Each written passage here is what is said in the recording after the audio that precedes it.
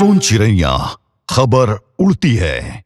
केंद्र सरकार अब महिलाओं के बाद असंगठित क्षेत्र के करोड़ों कामगारों को सामाजिक सुरक्षा और रोजगार देने की दिशा में बड़ा कदम उठाने जा रही है। सरकार जल्द ही दीनदयाल जन आजीविका योजना शुरू करने वाली है। यह योजना दरअसल शहरी गरीबों के लिए 2014 में शुरू की गई दीनदयाल अंत्योदय योजना का ही विस्तार है, जिसकी अवधि 2024 में समाप्त हो गई थी।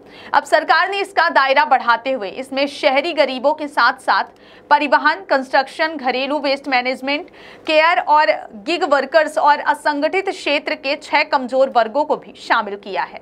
इस योजना का पायलट प्रोजेक्ट देश के 13 राज्यों के 25 शहरों में चलाया गया था, जिसमें मध्य प्रदेश के भोपाल, इंदौर और उज्जैन भी शामिल थे।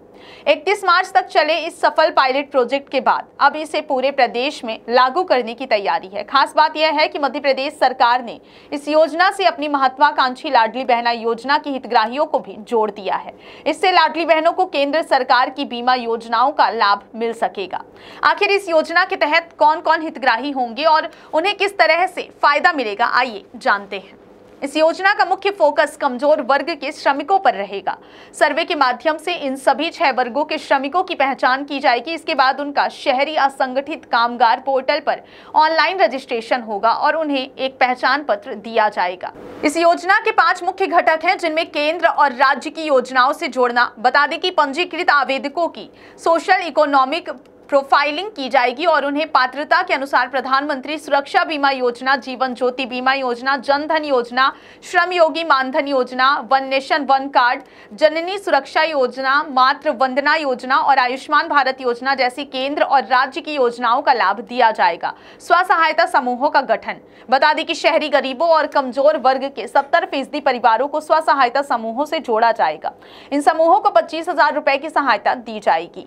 हितग्राहियों को अपना कारोबार शुरू करने के लिए पर्सनल लोन के रूप में 4 लाख और समूह लोन के रूप में 20 लाख रुपए तक की वित्तीय सहायता दी जाएगी। स्व सहायता समूहों को बैंक लिंकेज की सुविधा भी मिलेगी।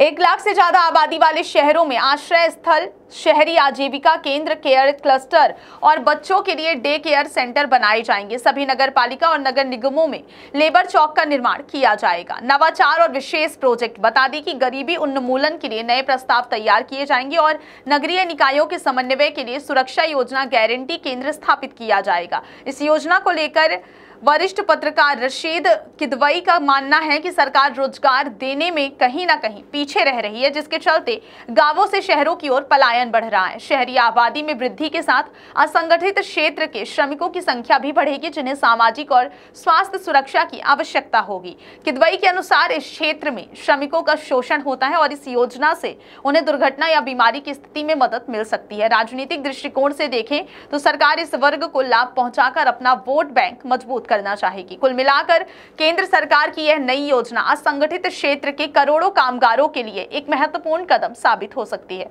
अगर इसे सही तरीके से लागू किया जाए, अब देखना यह होगा कि यह योजना जमीनी स्तर पर कितना कारगर होती है और क्या यह वास्तव में इन कामगारों के जीवन में सकारात्मक बदलाव ला पाती है या फिर नहीं। बहुत बहुत धन्यवाद। सोन चिड़ैया खबर उड़ती है।